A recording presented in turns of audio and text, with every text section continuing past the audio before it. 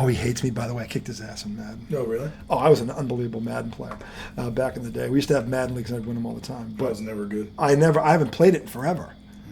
So I take the Patriots. Controls are pretty tough. Yeah, it's different controllers, everything. By the way, back, segment 3, IDD Phillies, the redoubtable one, who did a great job with the Cutlass tonight. Spectacular America. On the menu, IDD, we're gonna make our own menu. The Dago Bar has to have a menu. Well, I think we should do it. I think you're right. We have to have sports-themed named dishes. You know, Gotta come up with a good set of wings. Like the we gotta come up with a good wing for a football. Like what wings. Cutlets were these? Were they cut day cutlets? Cut day cutlets. Yeah, cut day cutlets. Yeah, that's what those are. Well, when they start Thursday Night Football, if we do a show on Thursday night, we get Thursday Night Wings. On right. The show. So what do we got to call it? We got to give it a name. Yeah. Yeah. Everything's got to have a sports. We have to figure that out. Wings are like wings are. We've come up with a good recipe for wings though, a real good one. I think you just got to buy the wings. No. Cooking your own wings, it's never worth it. It's better. Dude, you could order Hooters wings. You could order. Can we actually order Hooters wings around here? Yeah. Really? Yeah, I think so. I've ordered them. The Texas rub. You can get them DoorDash, or you can run and get it. The Texas. Where is the nearest Hooters here? I think it's on Midlothian. For like 25 minutes. That's not. You can't just run and get it. That's a 50-minute trip. Run and get it is it's on Hull Street.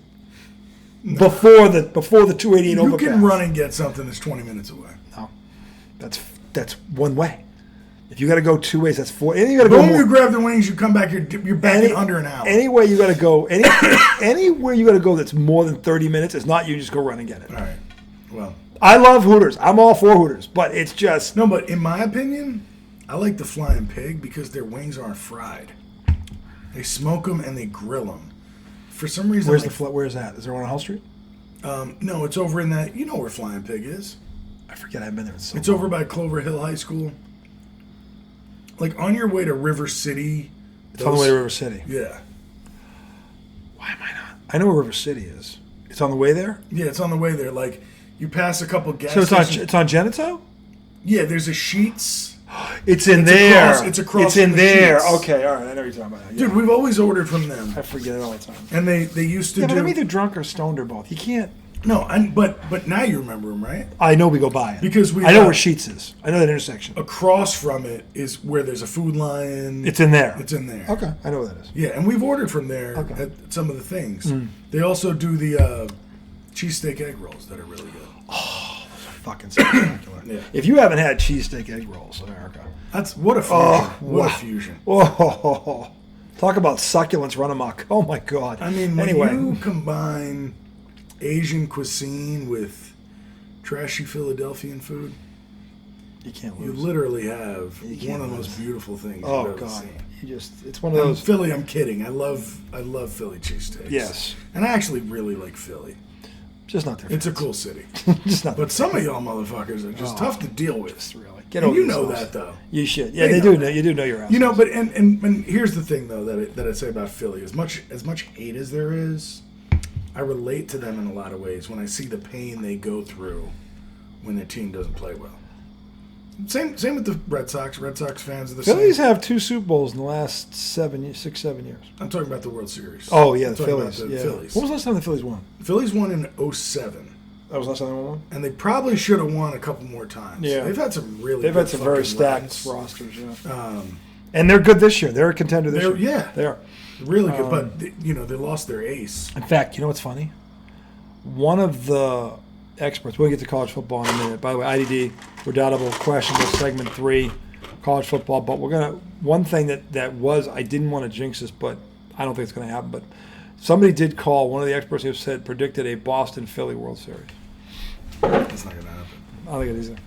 But I can see one of them getting there. That's true. I don't think both of them will get there. I think one of them will get there. Yeah. Well, the only reason I can't see it happening is because right now my vision is stuck on the Mets have bent them over 3 times in a row. If you're going to tell me they're going to beat the Mets in a 4-game series, I'd say no. Well, but they're not. They might have to play. Mets are going to have to play somebody else before they play Philly. We don't know that yet. Yeah, we do. The Mets could still win the division. But even if they do, they're going to have to play somebody before Philly. Yeah, probably. You know. Yeah, I would imagine so. But that's neither here nor there. Segment 3, college football is back It is back, and it is back with a this fist. It is back with a Elbow fist. macaroni. I mean, this is the beauty of the 12-team playoff. It doesn't start in January. It now can start week 1. We always talk about about what we love about college basketball. When that thing starts, they don't fuck around. They get 5 or 6 top 25 heavyweights. We need marquee matchups. Marquee right out of the gate. They don't fuck around with this. And college football has figured this out. We're going to preview 3 games, and you know what 3 they are, America. Let's not fuck around here and act like you don't know what the fuck we're talking about. Okay, we're talking about fucking number 1 Texas. Some guy named Manning. You heard of this kid? Arch? Name rings a bell. Manning? Little Arch? Little Arch. Little Arch. Little Archie. Little Archie. Hey, Archie. Hey, Archie. Hey, Archie, get in here. Get in here, Archie. Fucking this kid runs like a deer and fucking throws like... Does he really? Yeah, and he throws He's like... mobile? Throws like Elway. Fucking this kid...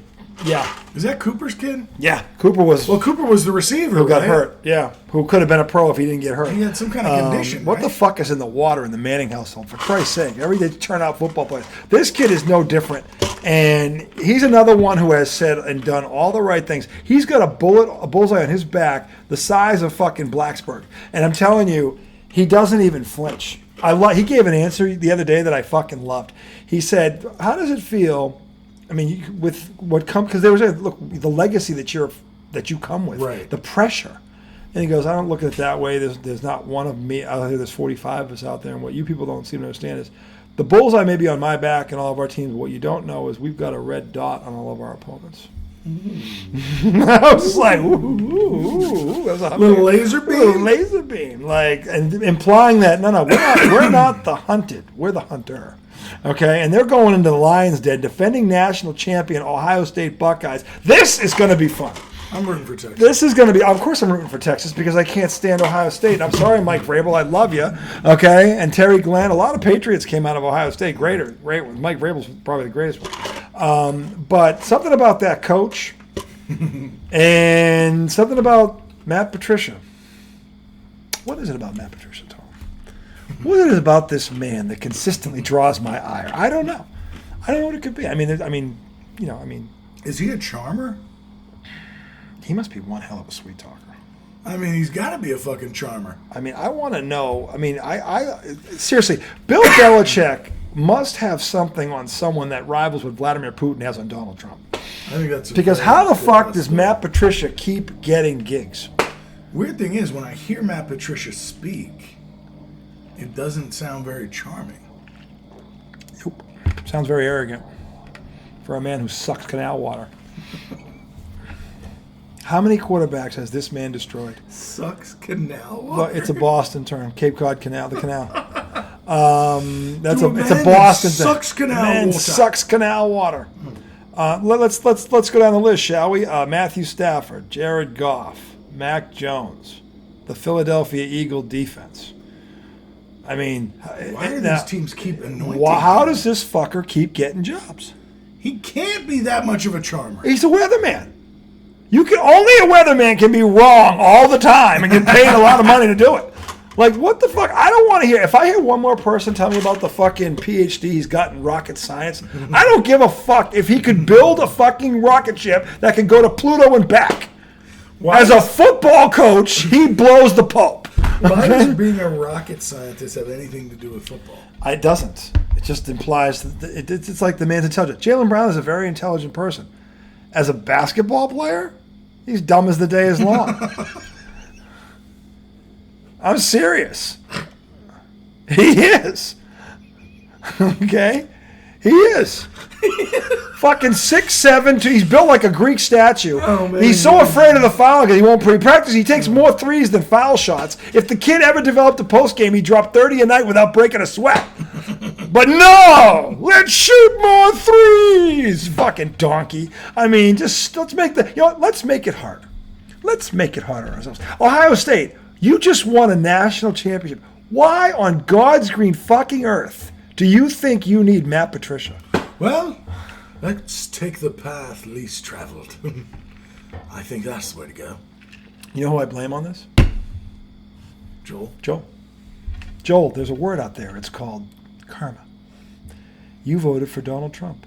Oh, shit. You backed that fucking... Oh, he's getting this for Trump? I think this is all about Trump. This is Trump coming best. You voted for this steaming pile of mastodon dung. Up in Boston, we call that karma. Karma.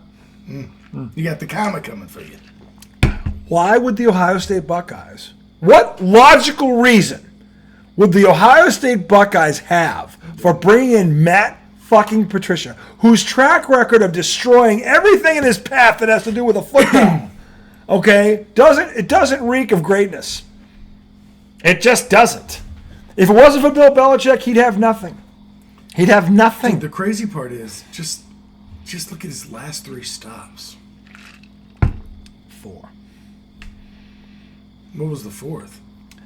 It was first it was New England. He left. He cost them the Super Bowl against Philly because his argument with Malcolm Butler is what led to Malcolm Butler's benching, and resulted in the Philly offense with Nick Foles, who you'll find on the back of a milk carton now, converting a Super Bowl record 87% third down conversion. That's Matt fucking Patricia. 450 yards. How much offense? Brady threw for 505. I know, but how much did the Eagles? I don't know, but they converted 87. The 85 Bears didn't do that to the Patriots when they bent them over 46-10. They didn't do that. But Nick fucking Foles and that idiot coach who went down to Jacksonville with some guy named fucking, what's his name, Sunshine? Fucking Heisman Trophy winner, and he fucking flamed out. Yeah. Matt Patricia, they owe their careers to Matt Patricia. Because if Malcolm Butler plays in that Super Bowl, Philly doesn't win that Super Bowl. If you don't doubt that, talk to the Seattle Seahawks. Okay? So the point is that was number 1. Then he goes to Detroit. Destroys. First, Matthew Stafford, get the fuck out. He leaves. Trade. Jared Goff comes in, Super Bowl, destroys him. Leaves. Okay? Comes back to New England. Well, and then in the meantime, Stafford goes to L.A. Hey, wins the Super Bowl. And then Goff turns into a Pro Bowl quarterback. Exactly. Okay, he comes to New England. Mac Jones is coming off a great rookie year. Runner-up for rookie offensive player, loses to Jamar Chase. He was number 2. Jamar Chase was number 1 in the voting. Okay, they go to the playoffs. He was the only one who showed up in that bend over, that bum blasting against Buffalo. Everybody else got bent over. He threw 2 touchdowns. He got sacked 5 times. Didn't have a turnover. He played great against Buffalo. He's the only one who showed up. He comes back. McDaniels leaves to take the Raider job. Fucking Bill Belichick, this egomaniac motherfucker, goes, I'm going to turn this garbage can to an offensive coordinator. And he fucking destroys Mac Jones. Destroys it. Right in front of our face, destroys the kid. Well, not just turning him into an offensive coordinator, but bringing back Joe Judge. And making him the quarterback Joe Judge coach. would be a bad gym teacher. He made him the quarterback's coach. Yeah. So you had the brain trust of Judge and Patricia leading a second-year quarterback coming off a Pro Bowl bid. It's like having Beavis and Butthead do foreign policy. Yes. No, it's like having Donald Trump and J.D. Vance run the country. There you go. That's what it's like. That's what it's like. Yeah, there it is right there. Yeah. There it is. Yeah. You can tell they don't know what the fuck they're doing. So after successfully destroying Mac Jones, that's strike number 3 on most books, right? Not done in there. Then he goes to Philly. As a consultant. We're laughing at Joel on this set. I said, if that motherfucker touches that headset, you're fucking done. Yeah. Somehow in week 9 or 10 or whenever it was, they started to slip. They get desperate. They fired the DC. And they put this donkey in charge. They lose 7 in a row. But wait a minute. Did they fire the DC? Brought him out of the heavens because he was up in the box. He's coming onto the field. Oh my God. Embarrassing. That stupid pencil sticking out. You want to jab his neck with a fucking idiot. The Giants ended up beating them at the end of the year. Yeah. I mean, I know they weren't really trying, but it was still like... They gave up. They were trying to try. It was a mutiny. What does he do? He leaves Philly. Philly wins the Super Bowl the next year. And now, Ohio State... On the heels of a fucking national title. Yep. Brings this donkey What do they think will take him to the next level? You want to know why I'm picking Texas on Saturday? Yeah. And you could also put it has nothing to do with... it'll be honest. I got news for you. Both defenses are elite in terms of talent. Texas might have the best defense in the country, by the way. Dude, this is not going to see Arch. The fact that he sat on the bench this long is crazy. Well, this is like the 6th year. We've been waiting for this guy fucking forever. Crazy. So I'm curious. And Ohio State has a loaded defense. These days, QBs with that kind of profile do not sit for that long. Nope. That shit was wild. So he's going to start. I forget, Ohio State named their quarterback this week. He's, I think, a freshman also. It should be a hell of a game. It's going to be. I think it's going to be low scoring, but I've got Texas winning that game in a Donnie in the horseshoe. And why? Because Matt Patricia will find a way to fuck it up in the fourth quarter. Is that a Saturday early game? It's the first game. It's noon on Saturday. Oh, wow. Noon. Which takes us to the second Donnie of the weekend. Are you going to watch it or are you going to go to the beach? That's a good question. I'll probably be at the beach for that one. Yeah, man. You can't miss the beach. No, I can't. Me and the little kahuna got a big wave surf with the boogie boards. Dude, being out in the water Which brings us into the second game. Number 9 LSU at number 4 Clemson. This one. How's Debo doing? Or Dabo? Dabo Swinney has they have the second best defense, I think, in the country behind Texas. He was starting to bug me a little bit. Because he won 2 national championships, and then the media was getting on him about winning just 2 national championships. I'm like, he's competing against the best football coaches in the world. Like, you name me another coach that with the SEC right there, all the recruiting battles just to get that talent. He won 2 national championships in the last 10 years. There was just some things I didn't like. He's like every other arrogant, successful coach. You're right. If you keep pushing his buttons, eventually he's going to snap at you. I didn't like when they were talking about the NIL, the name, image, and likeness. Yeah. And he said, "This program's about being in the image of God's name, image, and likeness." Yeah, he's a donkey. And I was like, "Really? Yeah. How much do you get paid?" Yeah. Oh, a couple mil. Mr. Holy Man. Couple mil. Couple mil. Fuck outta here with Couple that. mil a year. You're gonna act like. Yeah, but he has a TV show because all these donkey coaches that are good have a TV Well, show. look, I'm not saying he doesn't deserve that. No, Stuff. he's a great coach. But, like, as a coach, he can coach. What is The man this- can coach. You talking about this God shit as if it's NIL is not good or something? I don't know. Maybe that's not what he was saying, but rubbed me the wrong way when he said it. Well, speaking of rub you the wrong way, you know who the LSU head coach is, don't you? Mr. Is it Chip? Mr. Kelly. I dislike Chip Kelly way more than I dislike Dabo Swinney. And that's saying a lot because Dabo said some religious shit. Yeah. But Chip Kelly, man. Chip Kelly is. Whew. Chip Kelly, who's an offensive genius, he is. I'll give him that. But who's the other? Is there another Kelly There's 2 of them. that coached One's Notre over. Dame and he was real annoying? It was him. He left Notre Dame to go there. But isn't there another Kelly, Ron Kelly or Rob? He's in the pros. What's his name? I forget. No, it's what is it? You know what I'm talking about? Yeah, but he's in the pros. He's a coordinator in the pros. In fact, I think he's where is he? I want to say he's in he's out in the West somewhere. I don't know if it's San Diego or Pat Kelly? Maybe. I don't know. He's in the if you Google it, he's in there. I think Pat Kelly. He's an offensive coordinator in the pros. I know that. Really? Yeah. But anyway, Mr. Kelly, and they've lost 4 opening day first games in a row, LSU. There's a lot of pressure on this man because they've had a lot of talent, obviously. Brian Kelly. Brian Kelly is the other one. So this game is in Death Valley, and by the way, both these schools have Death Valley. There's one's in Clemson, the other's in Louisiana, which is ironic. It's the Clemson Tigers and the LSU Tigers. It's a lot of ironies in this thing, a lot of similarities, rather. So this is going to be a rock fight, SEC powerhouse versus ACC powerhouse program, and Clemson is back from a talent perspective. They've got elite talent on both sides of the ball. LSU has Nussmeier. He's a Heisman Trophy winner, or not winner, but candidate. The problem is Brian Kelly. Yeah, he's down there, yeah. So Skip must be the one in the pros. Chip must be the one. No, this might be old, though. This isn't right now. No, but Chip used to coach the Eagles, I think. Yes. Yeah. In Oregon. Yeah, he's in the pros. He's an offensive coordinator somewhere out west. Yeah, but the you're point right. is, this game in Death Valley on Saturday is going to be you want to see a rock fight? This is going to be a rock fight. Are there big name quarterbacks in this one or no? The kid that Clemson brought in, he was I think Transfer? I don't know but he's a top 10 recruit or whatever he is. Okay, so he's young. He's young. But they're loaded. Clemson has finally got top. The thing about Dabo is when you give him top talent, he wins like a motherfucker. Deshaun Watson, Goldilocks.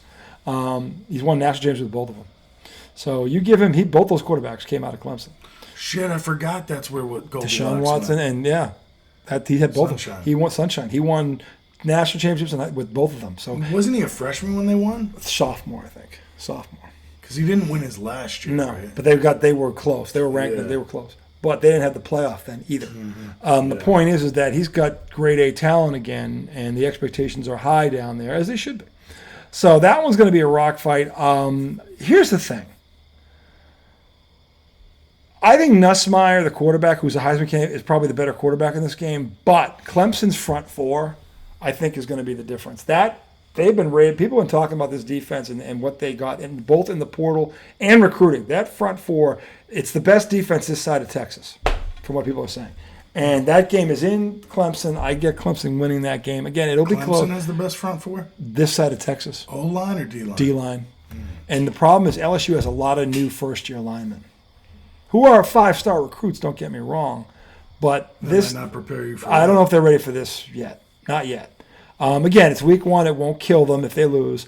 But I give Clemson a slight edge in this game at home because of that defense. And those offensive linemen, this is going to be trial by fire. This is going to be trial by fire. Because until they run into Texas, where I think, they're in the SEC, I think they play Texas, they won't see a defense like this again until they play Texas. So I've got Clemson winning that game also in Adani. Finally, with the last one, my Notre Dame is back. They got C.J. Carr. Most people that don't know football don't know who he is. He was a 5-star recruit, one of the top quarterbacks in the country. He is starting for them. This kid is the real deal. Notre Dame has a chance to be better than last year. They got to the national championship game. They were banged up. They were missing 2 of their top defensive players against that juggernaut Ohio State team, who one of their running back is now a Patriot. But Notre Dame is loaded again. And by the way, this coach, he's the one. This dude is legit. He's one of the best coaches in the country. He gets it. You never hear him. His head hasn't gotten too big for his britches. I feel like we were pretty critical of him early. Well, because he got close the first 2 years, but they did last year. They fizzled, right? They fizzled a bit, but I don't think. Again, the thing about college is just like the pros. If you don't have a quarterback, you don't have a chance.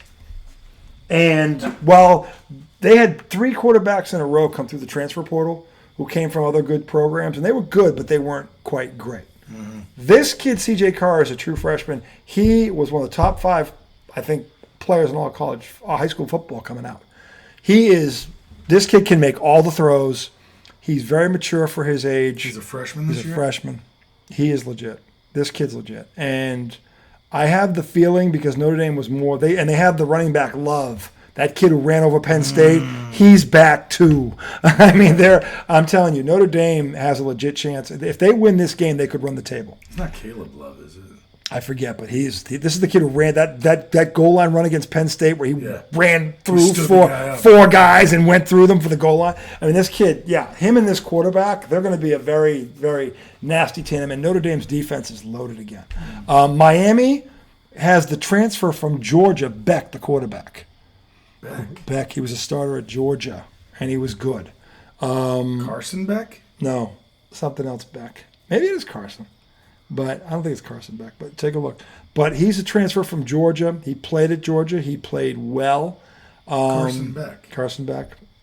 Some people blamed him unfairly, I might add. They had a problem stopping the run. Notre Dame ran all over them in that game that they lost to Notre Dame. Remember, Notre Dame went down there and beat Georgia in the playoff last year. They went down there into the SEC and beat them. So I don't think that was on him. So Carson Beck is 23 years old. Mm-hmm. He's a 5th-year guy. So Miami, who was coming off Cam Ward, and they got hosed. Miami should have been in that playoff last year. They have more talent than they did last year. I'm glad Miami is back. College football is better when the Hurricanes are in it. Yeah. And they're going to be back. And if this game wasn't in South Bend, I would pick them. But I just have a feeling. I know that Notre Dame has the better coach. I know Notre Dame has the better defense. And they still believe if they were healthy, they could have won that national championship last year. They might be better than next year. Where were they injured? Offensive line? That All-American defensive lineman who they lost against Ohio. They needed him to play against Ohio State, and they didn't have him. And then the linebacker, they lost. The defense middle was gutted up the middle. And it cost them. That sucks. It cost them. Ohio State was the last team you want to see when your 2 best defensive players are out. When you get all the way to the end and you're not your full team. No. sucks. Look, it is what it is. I But the know. point is, they belonged. They proved they belonged because they came back and made that a game. It was 28-23, and if they had gotten that stop, 3rd and 7, Ohio State converts that play. If Notre Dame gets that stop and gets the ball back, it's 28-23. If everything that went wrong in that game, it was with how much time left? like 6 minutes. I think 6 minutes to go. Plenty of time. Plenty of for a time. 5-point game. They were there. They had a shot, and they were banged up. They might be better this year. But when And- they remember when they let that real long like screen pass go. Mm-hmm. Imagine that play doesn't happen. Ohio State was a $20 million roster, and they played like it. Okay? So, by the way, that receiver for Ohio State's back. That fucking kid is a Heisman candidate, too. Ohio State's starting to pump out receivers like fucking Penn State pumps out defensive ends. Bro. So, I mean, it's crazy. It's crazy to see that picture where all three of those receivers, it's like Garrett Wilson, Marvin Harrison Jr. Chris Olave. Yeah, and Marvin Harrison Jr. These guys were on the same fucking team. They were on the same team. Ohio State should have won more with the talent they've had. There's another team like that, like one of the old LSU teams. Jefferson, Jamar Chase. Odell Beckham was on the bench or some shit. They had. Or I think Odell Beckham was on the team, and one of those guys was on the bench. Well, he's before he was them. like a freshman. He's way before them. Yeah. He's older. But LSU was the other one. They had Trying to Jefferson, remember. they had Chase, they had another guy who was in the NFL. They're loaded. I mean, and the quarterback was, of course, what's his nuts up in Cincinnati there? Burrow. That offense broke records. That offense broke like almost every record in the book that year that LSU won the national title. That kid, they ran. They were a wagon. They were like the 07 Patriots. They were a wagon. So LSU has had that kind of a receiver room. Ohio State- Beckham and Jarvis Landry were on the same team. He's Forgot another one. about that. Yeah. So I mean, look, the Irish don't lack for talent here. Miami has garnered a lot more talent. Beck is a veteran quarterback. This game is in South Bend, and to me, Notre Dame's defense will be the difference in this one. And I think in the day that this quarterback C.J. Carr is going to make a throw or two that's going to make your eyes pop, because this kid is for real. The Notre Dame kid? Yeah, he's for real. He's the best quarterback prospect they've Where's had. he from? I forget where, but he's the best quarterback prospect they've had, I would argue, since Joe Montana. He came out and he Mobile could. threat or no? Yes, he's a dual threat. I guess that's a silly question nowadays. It's the norm. Everybody. But yet, here's the thing about dual threat quarterback: the ones that can stay in the pocket and pick you apart that way too are the ones that really scare you. This kid is that dude. Well, it's the guys that run with their head up. Yeah, they'll slide. Well, no, I mean, They'll slide. they don't run just to run. On their way to run, they look to go, Yep. can I hit anybody? Yeah. Yeah, they're not going to run Yeah. until they're going to Right. run to the marker trying to throw it. Yes. And then they're going to run. That's how you So, use that and by the ability. way, Arch Manning is very much like that. Yeah. So, I mean, this is the thing about these quarterbacks. This is why this season can't get here fast enough. There's going to be a lot of great games. Penn State, by the way, is loaded. They're loaded. No one's talking. I mean, people are talking about them, but the coach is in the way there. They keep Fully loaded. Fully loaded. Franklin that coach has got to prove himself that he's not going to find a way to blow it. He didn't blow it last year. That Notre Dame game could have gone either way. That was a great game. He didn't blow that game. It was a 26-23 game. Jimmy Franks. But Jimmy Franks is shooting blanks No, I until mean, for we now. kid with Jimmy Franks. We get on him. Because he can be a little annoying sometimes. Well, he kind of brings it on himself. And if you look at the last 4 years of Penn State players that have gone, look at who's gone into the pros out of that program. know. They've had talent. I know. Well, also, we shit on that program, but it's a good one. It's a very good one. This might. He hasn't gotten over the top. It doesn't mean he's a I shit. will say this on the air, and I said it to Brian. If there was ever a year Penn State was going to take the Big Ten, it's this one, because Ohio State question marks at quarterback. Matt Patricia's in the building. Michigan is down. Is that just because Ohio State won a natty and they lost a lot of people? No, they reloaded. They're talent wise, they're a top 5 program again. They're ranked 3rd. I know, but you're acting as if Penn State should win that. Penn State has more talent than Ohio State this year. And I'm saying, is that because they won the natty and lost people? No, they've got a lot of talent back. The Penn State just has as much or more. Okay. And Penn We got State. 2 good teams on our hands. If Penn State doesn't, again, I would say, I think, if not now, when? So you're telling me if Penn State doesn't win the conference this year, I'll be shocked. Does that mean Jimmy Franks is He should be fired. hitting the banks? Barring injury to one of his top players, he should win the conference. He should. This is the 1 year. This is the year they're better than, on paper, than Ohio State and Michigan. Because it's been Ohio State and Michigan's been in their way the last 5 years. One of them has gotten their way the last 5 years. Neither one of them is on par from a talent perspective. Ohio State has that receiver, that kid, I forget his name. He's probably the best player on either team. But after that, Penn State has the advantage. And if they don't win it now, when? This is their best chance. Ask yourself this. It's their best chance. If not now, When? when? When? Anyway, that's going to do it for our show this week, America. We will be back a week from today because I'm going down to the Surfside for the weekend. But you guys enjoy the fall. When we come back next week, guess what we're going to be previewing, Tom? Week 1, NFL. Whoa. We will go through all of the games. The G-Men. It's going to be the Day before Thursday night game. We will talk about that as well. Yes, Cowboys, Eagles. Thursday night game. That's me, yeah. That could be a bummeth of the blasting. The Or blasting of the bummeth. I hope Jerry's got a lot of lube. Yeah. You know, Jerry, if you're out there now, you might as well just stay hunched over. You might not want to get on the just plane. stay hunched over. You might want to stay back in Dallas. You're going to get bent over anyway. Don't try to stand Now, I will say this. One thing I will say, a little foreshadowing. The Cowboy offense should actually be better. They've added Pickett. He's a very good number 2 receiver to CeeDee Lamb. And Dak Prescott is healthy. When Dak Prescott is healthy, at least in the regular season, he puts up numbers. So it could be a shootout. But Philly, I think, will win. I forgot they have Pickens. They got Pickens. So you got CD on one side and him on the other. Yeah, and they're going to be a dangerous Come on, team. Dak. Look, Dak gets a lot of hate. I've always kind of liked the guy. I know he's come up small in some big ass moments, but I kind of like him. That's SM all. I wouldn't mind seeing Dak Prescott have a good season. When he's healthy, regular season, he's a great fantasy quarterback. He'll get you a ton of numbers in the regular season. I wouldn't mind seeing It's him the have his playoffs moments, where he though. has shrunk, where there's been shrinkage. Serious shrinkage. Dude, that one where he slid down. Oh, that was tough. The definition of Dude, you know the other one when they played San Francisco? Oh, man, his defense kept him in that game. He threw how many picks in the red zone? 2? And he missed CD on a big one. Yeah, he missed some Tough throws. to throw with a fresh one in your pants. Yeah, it is. Fresh steam right out of the oven. Yeah, well, the thing is, Very steamy. and if it stays in there, it starts to burn your skin.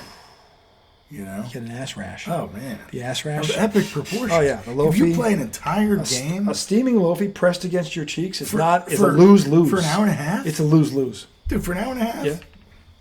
You might be raw. You got to change everything.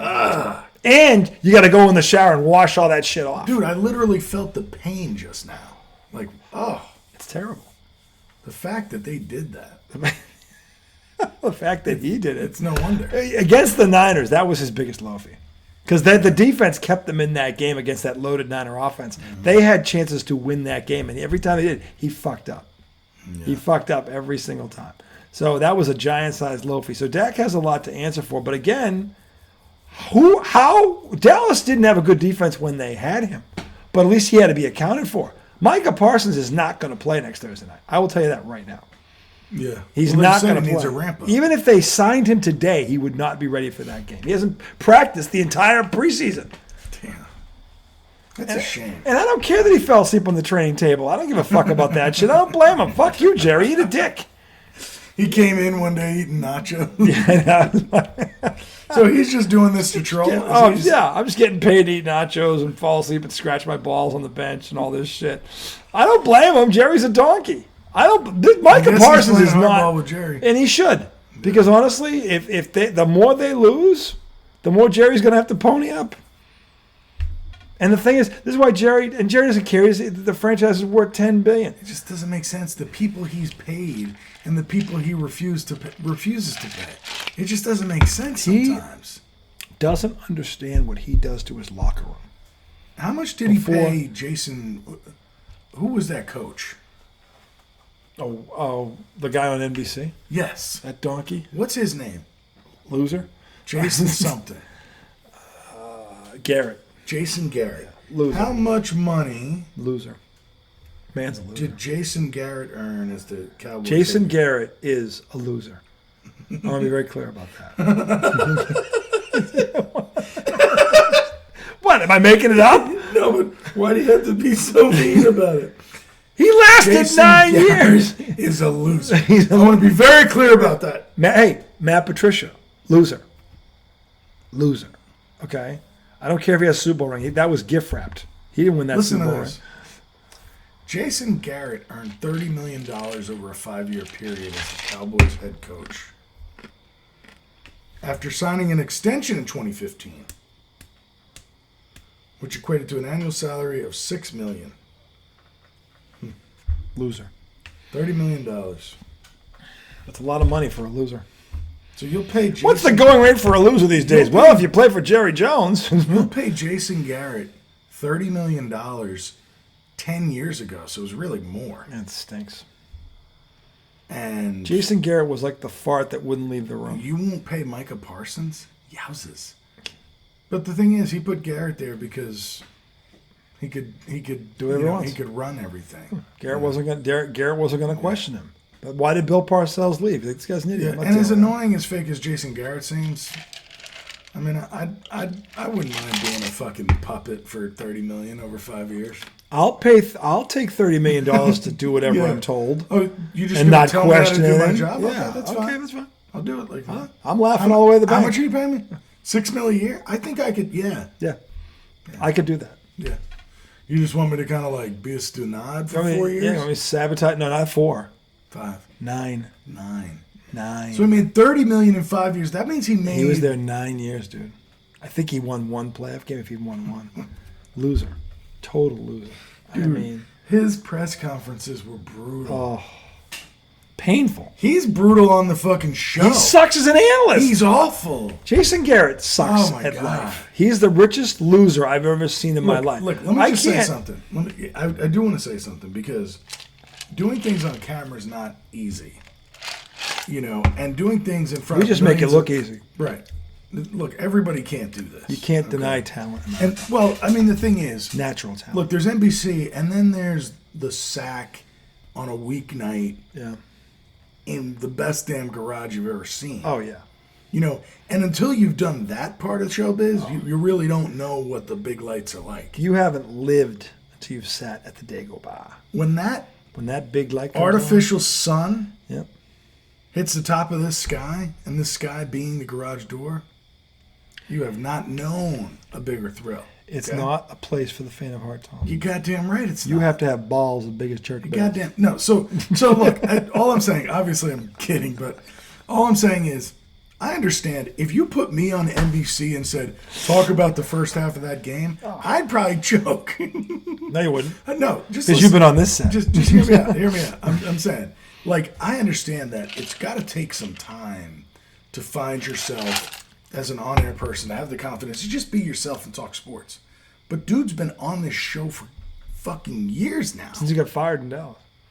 And it's like the weirdest thing ever. He doesn't improve. No. He's not getting any better. No. And I'm like, dude. I don't know what his I ceiling understand is. if your first year you suck. Just a little better. Hey, Tom Brady had a rough first year. I'll bet you Tom Brady is better this year. He better be. I will bet he's He better. better be. I mean, again, I think the He problem... doesn't want to be the next Jason No, but I think Garrett. the problem, Tom Brady had to play for Bill Belichick for 20 years, so he couldn't just say shit. So when you've been trained 20 years to do things a certain way, you don't just suddenly drop it takes time. Yeah. I think Brady will be more insightful, more open. Like you kind of seen hints of it in the offseason. I love what he said about the quarterbacks and what they should do to help their teams win. Like he laid it all out there. And Stephen A. Smith took that clip and goes, when the GOAT speaks, you shut up, you sit down, you take notes. Because everything he said was true about what he would do. He basically gave quarterbacks the blueprint to be successful. And that was the first time really where Brady was just Brady. And if he does that, like, because Troy Aikman is just Troy Aikman, that's why he's great. When Brady gets there, he'll be fine. Yeah. Because that's why they're paying. Because eventually that guy's going to come But out. also, Troy Aikman's been doing it for A long 20 time. years. I'm saying he Right, worked. 20 years. He didn't just come out like it takes time. And that's the thing. Most of these guys that do play-by-play, and we love it, and Yeah. the color commentators that are great, Yeah. we did not see them on camera, or we're judging them based off of 15 years of work. Yeah. Tom Brady didn't do that work on the front end. No. Tom Brady was too busy winning. Exactly. And they're like, hey, we don't care. We'll let you grow on air. Yeah. You're the best to ever do it. Yeah. Talk about sport. Talk about When football. to me, that cut, and I forget what interview he did, but when Stephen A. Smith, they put that clip, Molly Campbell, they put that, and you heard him, that was Tom Brady. Yeah. That was Tom Brady just talking about quarterback play. And he basically was throwing a bone to every quarterback in the NFL, going, look, here's how I did it. Okay? He's like, if you were doing this, I would always say, why don't I do it? Like, I would hold my own team meetings without the coaches. Yeah. He's like, that's leadership. If you're the quarterback, Tom Brady explained what it is to be a quarterback. You are the guy. You have to be that guy. And by the way, players follow leaders. Like Tom Brady goes, I don't care what the coach is doing. We're having our own walkthrough on third. He's saying, and Stephen A. Smith is going, he's giving you the blueprint. If you don't listen, you're an idiot. Yeah. But he never did that once last year on the air. No. Because he's growing into that role. I guarantee you will see a more candid, a more open, a more less afraid of ruffling feathers Tom Brady this year. That's what it needs to be. That's what it needs to be. That's why Troy Aikman's great. Troy Aikman doesn't give a shit if he pisses off Jerry Jones. Fuck Jerry Jones. He calls a spade a spade. And that's why Troy Aikman's great. That's why everybody loves him. Dude, but I think Troy Aikman's pretty conservative with his criticism. He doesn't tear guys usually. No, he says it in a professional. Yeah. He's like, look, that was a bad read. Right. He's like, he had the guy, but he doesn't go, this fucking donkey Right. missed. He didn't say that. He goes, look, he had the guy in the flat. He mean, looked like, he back doesn't that way. trash guys, no, he but he'll just- criticize the Sure. play fairly and give you Yeah. good out. Tom Brady will get to that point. Yeah. You just got to give him time. He just got off the sideline. Right. Like, and again, he was trained to give you nothing. Who's your favorite booth? Troy Aikman is. Troy Aikman and Joe Buck? I don't like Joe Buck, but Troy Aikman's so fucking good he carries him. So that's your favorite booth? Yeah. In all of sports? See, I never got my dream. What's your dream? I had a dream. I had a Dagobah dream. I had a dream. I had a Yobu dream. My dream was Bill Walton and Bill Raftery doing a college basketball game. Bill Raftery, who's still alive. So that's your favorite booth? It never happened. No? They never got together. Ah. I wanted to see Bill Raftery, a little lingerie on the deck. Oh, mind the puppies with the kiss. Like, he had the calls. It's incredible. Well, Bill Walton, just can't believe Bill Walton it. had 2 gummies before he went on the air. He was fucking loaded. And the best part about Bill Walton was he did all the West Coast stuff. The guy doing with him would hold it together for about a half, and at some point in the second half, he'd just lose it because he knows he's stoned. Did Kevin Harlan ever do anything with him? I think he did.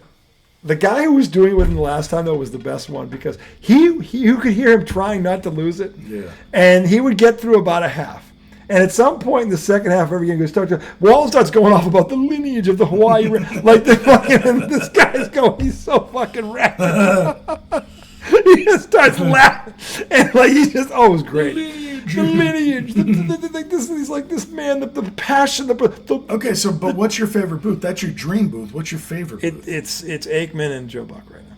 Jeez. Okay. Aikman's that good. So, mine is actually Gary, Keith, and Ron, with Steve Gelb as the sideline reporter for the Mets. I'm telling you, dude, I know I'm biased. You're biased. But just hear me out. Aikman's a cowboy. I am anything but biased. I'm not saying you're biased. I'm not biased. I think that's a fair pick. To pick that Joe up. Buck is what brings. And Joe Buck's actually pretty good when he's not talking about himself. When he just covers the game, he's pretty Joe good. Buck usually doesn't ruin it for me. No, he doesn't. But sometimes the time he was pretending to puke when Randy Moss did the pretend moon, that's when I lost touch with him. It was like, dude, he pretended to moon the crowd. And he went on this like tantrum about like, that's disgusting. And I was just He didn't pull his pants down. Calm down, dude. Yeah. He didn't pull his pants down. No. So But- to me, it was funny. If he pulled his pants down, it would have been disgusting. But I mean, those two guys have called some pretty legendary games. So, They have.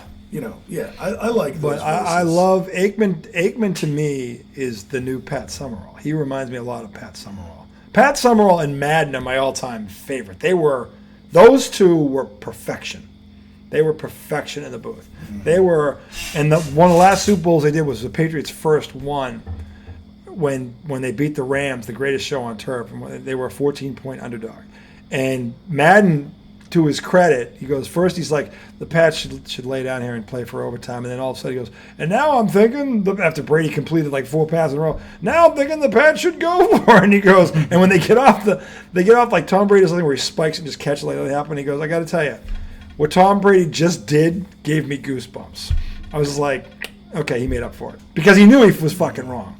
He knew he was wrong, but he made up for it. He gave Brady his prop for making that throw over the middle of Troy Brown. One of the great, people forget about that crosser that went 20 fucking yards that got him into field goal range. That was fucking a dime. And that pressure, it was awesome. But Madden corrected himself and Was he throwing more dimes than that sprint lady?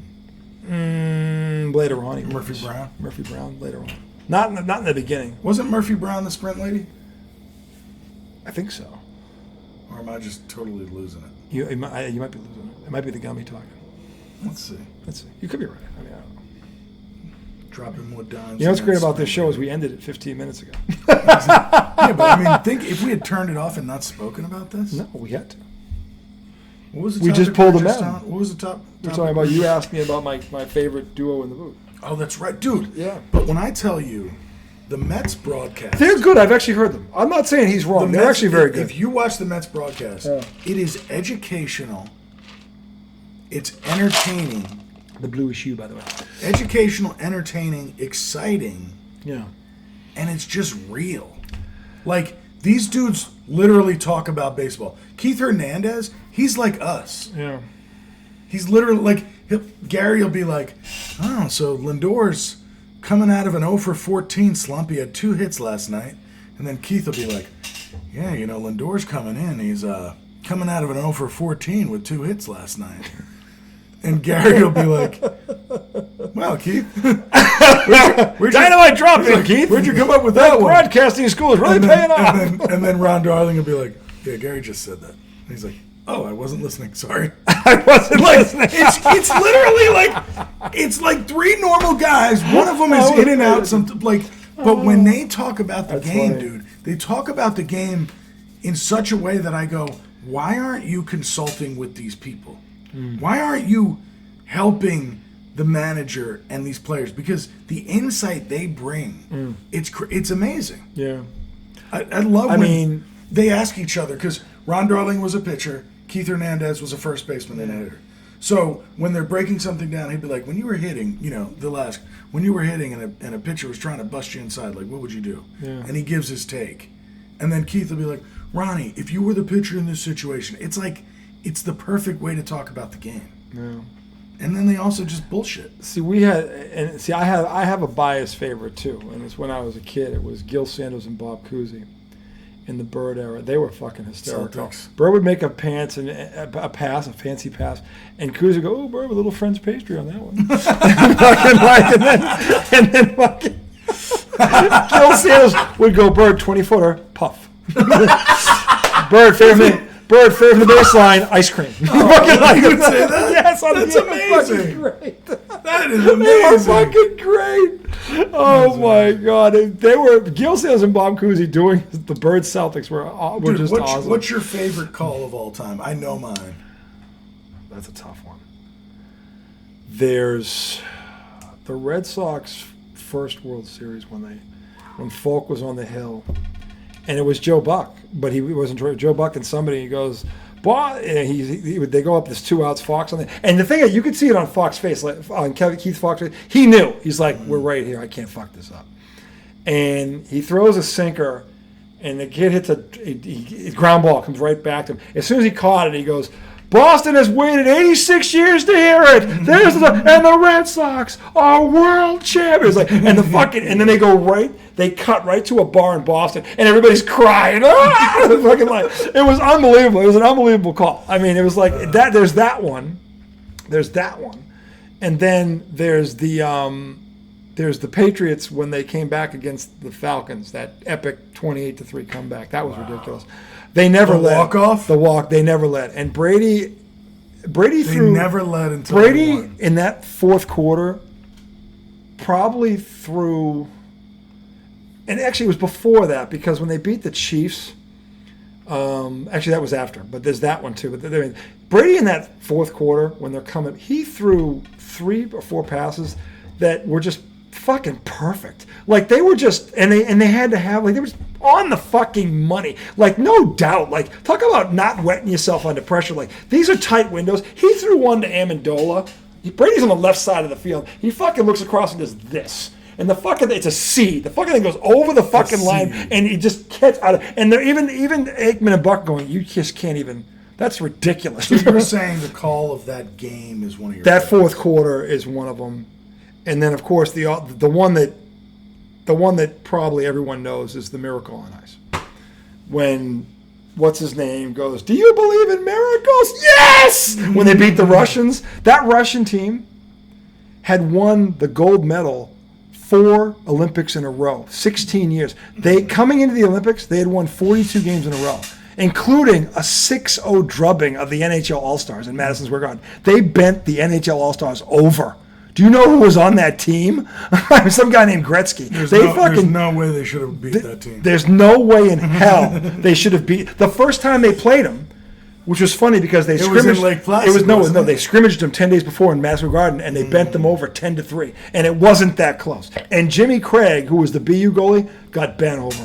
And in the movie, Herb Brooks goes, that's my net man. He goes, they just scored 10 goals, Jim. Right now it's everybody's net. Oh, that's right. Right now it's everybody's net. Right? He's going to bench him. And he goes, no, you're tired. It's my fault. I worked. We should give Janny a chance. That's my net man. He goes, they just scored 10 goals, Jim. Right now it's everybody's net. Dude, can I play the Howie Rose call yes. of Pete Alonso's home run? Of course. Now, look, there's a lot of calls. Troy Aikman, and I'm not bringing this up to be a dick, but Troy Aikman and Joe Buck were on the call of the helmet catch and the Burris catch. Yeah, they were. Those were good calls. They were. And I'm not trying to be a dick. No, they were. I mean, those were great games. They were great games. But that game felt even bigger than the second one. Those games were history-altering games. They were. Because if 2 throws don't get made, Tom Brady has 9 Super Bowls. Cemented. He has 9. Cemented. He has 7. Yeah, he would have had 9. Him and Belichick cemented. They already 9. are. Well, but here's the thing about those losses. Those losses would have destroyed any other team that wasn't. The Patriots came back and just kept winning. Like you can talk about you have a chance to go 19-0 and a ball glues itself to a helmet and you fucking. You never come back from something like that. Did the Raiders recover from the game in Foxborough? I was at the game where Venturi makes the greatest kick in NFL history. The Raiders never recovered from that. They have never recovered from that. Fair, they never the recovered. Raiders were only up for like a year or two, like leading into that. The next year they got to the Super Bowl with Gannon, but they got bent over by the Bucs, and they were done after that. They never came back. But my point is, they weren't good for that long in that. They had a run of like 4. Gruden, the 4 years Gruden was there, they were very good. I thought there was 2 of those years where I thought they were the best team in football, and bad luck. Bad things happened to them. Okay, but that's a great call. Yeah. Okay, also, and I hate that these are all against Boston, but the call of the ball going through Buckner's legs is one of the most famous and great calls of all time. I think that's Vince Scully. That's the other one. When the Sox come back against the Yankees, Buck is on the call and Ortiz hits the home run and the extra said, "We'll see you later today." It was like after the crowd, because they were down 3-0 and they were down in that game, and the Yankees were about to sweep them, and David Roberts steals second base, the greatest steal in baseball. Walk off Mariano, the greatest closer ever. Like the Red Sox kicked the door down. Shit. They didn't go through anybody. They went through a great. That Yankee was the team. only way the curse was going to be lifted. You had to go through hell. Hell. And they literally did. They did. Remember Game 3 when they lost by like 19-8? Oh. And the thing is, Kevin Millar was telling... Dead in the water. Kevin Millar was telling we call him the curly-cued boyfriend, Dan Shaughnessy. Shaughnessy who wrote the book, that stupid book about the curse. What a stupid fucking book that was. And Millar looks at him and he goes, "Hey, listen. Don't let us win tomorrow." Right. And he was smiling. He's like, because then we got Pedro, and then we got Schilling. He's like, "Don't let us win tomorrow. Win tomorrow. It's on." And Schilling. And everybody was like, and Shaughnessy's just laughing at him, going, "Yeah, we'll see who's laughing tomorrow." Remember, they were the idiots. Yeah, they were the idiots. Their culture was the idiots. Center field Jesus, Johnny Damon. I mean, they were Manny being man. That team. See, only teams like that can do shit like that. Because it's unheard of. They don't know they're supposed to die. They're like, "Oh, this ain't over it's yet." like what I said earlier. You should have killed us while we were dead. Yeah. Because... the U.S., the 1980 men's Olympic hockey team The 04 Red Sox, there are teams like this that just don't know what dead is. Like, we're not dead, we're still Okay, alive. now speaking of a team that didn't know what dead was, this is now the radio call of my favorite sports moment ever. But it's got to be Pete Alonso. It is Pete Alonso's 3-run home run against the Brewers. Now, it's a little sad that it's a first round, it's a wild card playoff memory. That's this significant. A memory is a memory. But, oh man, it's more than just the moment. No.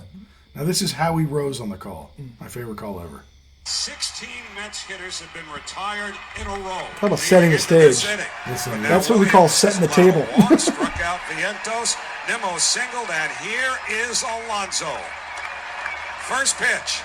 In for a called strike. Nothing at one. He started him off with Could have been his changeup. last at bat as a He's man. going to say He it. took it. He flied to center, He said fouled it out to coming into third, this. and struck out. This may be his last Mets at bat. He could make it his most memorable. 0-1 the count. The foreshadowing. Williams sets. Talk about just Here's the nailing it. pitch. High, a fastball, 1 ball and 1 strike. I remember watching this. Now this I was crowd thinking of is- him. Mike, he might be crying Many right now. precincts standing. I was on the phone with my dad. Door is at third. Nimmo is the tying run at first. Terang over towards the bag at second. 1-1 to Alonso. Williams sets. Here's the pitch. High, ball 2. This Guy's is not wetting the himself a little bit, Williams yeah. we've Yes. seen Pitcher was before. feeling it. Yes. The wetness. The That's wet. exactly what The diaper was soaking. These pitchers, that pitch calm right away. He had to knock him off his He's saying rhythm. you He can came tell in, him the his- lights were low. his Camera body following language. him in. Good point. Lights were low. 2-1 to Alonso. The toilet wouldn't flush. Williams sets. Here's the pitch.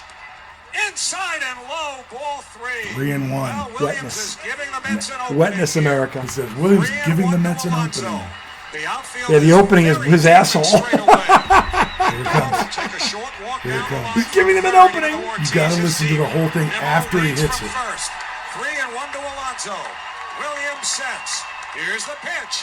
Swinging a fly ball to right field. Pretty well hit. Freelick back at the wall. He jumps. It's gone. He did it. He did it.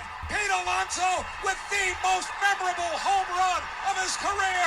Pumps his fist as he rounds second. It's a 3-run homer. He's given the Mets a 3-2 lead. They all pour out of the dugout. Alonso on his way to home plate. They're waiting for him. He hits the plate. He is first congratulated by Nimmo, hugged by Lindor. There are a dozen Mets waiting for him outside the dugout. Pete Alonso keeps this fairy tale season going with the fairy tale swing of his career. 3-2 New York. Woo! I've lost my Just shit and I don't out care. over the right field wall, right over Freelick's head. There is basically He knew it when he hit knew it. it as soon He as knew he it when he hit it. A space for some party area, and then the He fans does in the the front row. mwah. It landed in the party area. Just got over the wall in right field, disappearing from view. Oh man, what a call! What a call!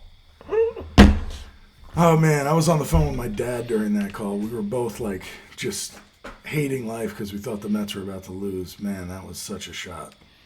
Yeah. So yeah, you tell us yours because I'm sure you got one, at least one. Everybody, If you're lucky, you right. got more than one. I've got several, just in the last 20 years. Dude, another great call. This is in your world. And there's a steal by Bird. Oh, that Underneath is- the DJ. And he that's one of That the most is historic. That joints. is the greatest single play in NBA playoff history. dude. But the call of it. Oh yeah. Johnny Most was the legendary. It's funny. The Celtics and the Lakers also had legendary announcers, Johnny Most and Chick Hearn. And listening to them both, well, Chick Hearn wasn't at the game, but Johnny Most calling that call, he's like, 1 second left. Oh my God, this place is going crazy. He's like, Bird stole the inbounding pass. I was like, oh my God. And then It's a steal by and Bird.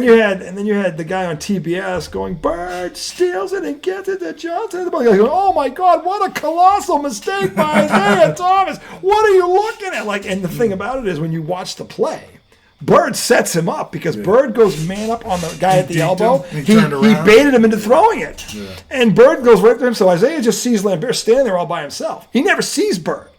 And then all of a sudden he And then throws it. DJ just This cuts is the right thing. to the hole. As right? great, Dennis, this is how Bird and Dennis Johnson does not get enough credit. To this day, how great he was. And that's why he's my favorite player of all time, because he beat up Magic and Michael in his prime and beat them both. Lived to tell the tale.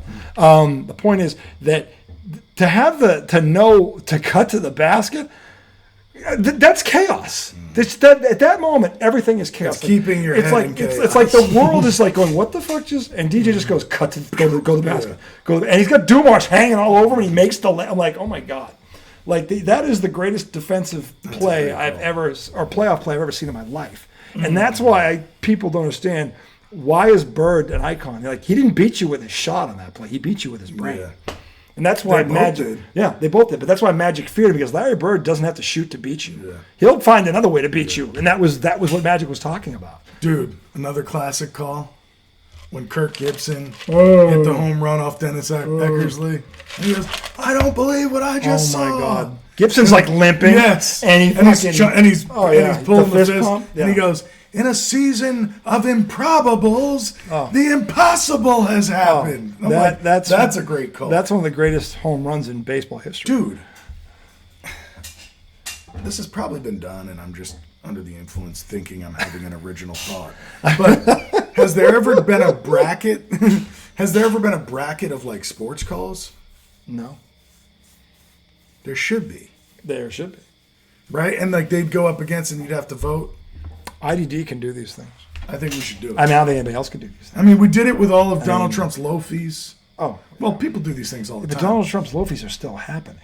I know. That's to be revisited. The bracket is not The fully bracket completed. isn't even full yet. I mean, you know how the NCAA... Imagine this 4-year bracket. Do you know how the NCAA has a 68-team field? I got news for you. We'll need a 364. That field is in danger. In 4 years? We're going to need to quadruple that. We're in round 27. We're 3 rounds from the Sweet 16. Dude, in 4 years, the 300th and fucking Lofi's going to have a case to be in this thing. If America doesn't win the interns or interim, whatever you call it, elections next year, I don't know if Something's really wrong. I don't know if there'll be an American 4 years. Something's really wrong if we If don't. he is not impeached in what is it? Not 18 months now. It's like 15 months. But if he is, if and he's already trying to cheat and get the stuff in Texas. Well, that's my point. Yeah.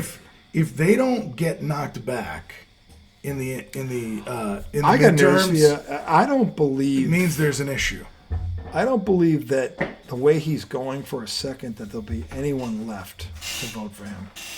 Even the I dumbass. hope you're right. Even he won't release the Epstein But files. I'm just saying because this. he's in them. I'm just saying He this. won't- If the Democrats don't take some seats back in the midterms, then something's going on behind the scenes with the What the voting. Democrats have to do is stop going C, and offer a solution. Right. Here's what we will Here's do. what we will do. And it's got to start, and they've got to start with the middle class. The middle class makes up the majority of this country. Yeah. The greatest time in the history of the United States economically was 1940 to 1970. Why? Because they built the middle class. And then Ronald Reagan took over in 1980 and trickled down economics. And all of a sudden, we started hearing, here's the problem. And I didn't want to get into this. We're going to end with this because here's the problem with capitalism. Our whole lives, his and mine, we've been groomed to go out and make $1 million and be rich. And if you're not first, you're last and all that shit. The problem with capitalism is this. It leaves everybody behind. Selfish. There is nothing wrong. I'm not saying don't go out and make $1 million, but stepping on people to do it, okay, all we would have to do is be a little less greedy. There is no harm in raising greed. There is no harm in raising the minimum wage to a living wage. If they did that and the Republicans just paid what they owe in taxes, poverty would end. Two things. Smaller profits are Two still things. profits. Yep. You're still rich. Yeah. You're still going to have more money than you're ever going to spend in your life. doesn't make You're still going to be able to pass it down to your grandkids. Not your kids, your grandkids. Dude. Like what? You have generational wealth. You don't need any more. So often, something pops into my head and I go, man, I understand the positives of capitalism, but there's so many fucking negatives to, like, we're talking about, I want to get a hotel or an Airbnb in bumfuck Egypt to go visit my daughter. But if there's a football game, the price of it is like 6 times the normal price. This isn't even a national championship game. So you're it isn't anything. No, so you tell me it's a regular on season this game. Friday, this same room that cost $100 on a normal day is now like $700? That's ridiculous. It's the same fucking room. Utterly ridiculous. What are you talking about? It's utterly ridiculous. And this is the problem. Yeah. And everybody's gouging everybody. and look, there are Democrats that do the same thing. I'm not No. I'm not absolving them of Capitalism is not Yeah, Republican or Democrat. It's the way our it's- society works. Yeah, it's the rich versus everybody else. Yeah. And It's the competition. this stopped being about politics a long time ago. This is about principle. A government that only serves 7% of the population is not a bad government. It's a historically bad government. 93% of this population is left out in the cold. And by the way, a number of those people do everything right. They've got their degrees, they go to work, they're good people, and they can't get ahead. They can't even save money. They can't even pay for their daughter's wedding. They can't send their kids to college. They can't even buy a new car when they got a car that's sitting there. They can't. Okay? My family's a perfect There's really a example of that. thin line between being in a good place and not being in a good place. But that's because financially and our society career-wise has and- built it that way. Yeah. And that's got to change. Yeah. And if the Democrats want to win, they've got to start catering to everybody but the 7%. Because fuck the 7%. You know what the 7% is going to do? They'll I kowtow. just don't They'll understand. bend over. This is the part that I don't understand. Like, if you were one of the 7%, is it that hard to pay taxes? You know what I'm saying? Like, If you're one I'm of the trying to- 7%. I'm trying to imagine myself with billions of dollars thinking, We sat I can't here- pay my fair share. We sat here and talked to Craig, who we love. And I said to Craig, if you don't get this tax break, are you going to go under? Are you going to be unable to Right, retire? he voted for Trump Yeah. because of capital gains taxes. I said, are you that we gonna- researched and Yeah. found out. Yeah, it may not What he happen. thought wasn't even true. Because he was lied to like He was everybody lied else. to. I said, by the way, if that didn't happen, are you going to go under? No. You know, the last thing I said to my relatives up north, the ones I disown on my dad's side, I said, if you don't get your tax break, is the Bortone empire going down? Is the house going on the market forever? Is your company, B&G Electric, going to file for bankruptcy? No. Nothing's going to happen. You're still going to be rich. You're going to be just fine. But for you to get your tax break, you're going to fuck 93% of the population. Right. Are you? Because you know how many tax breaks you've already gotten because you're I rich. just can't Do you know how many- by the way, understand do you know how many years, decades the rich have been getting tax breaks? They're acting like this is the first one. You know how many you've gotten? I know how many you've gotten already. One. What's one more? Give me a fucking break. But you know what? Fuck democracy.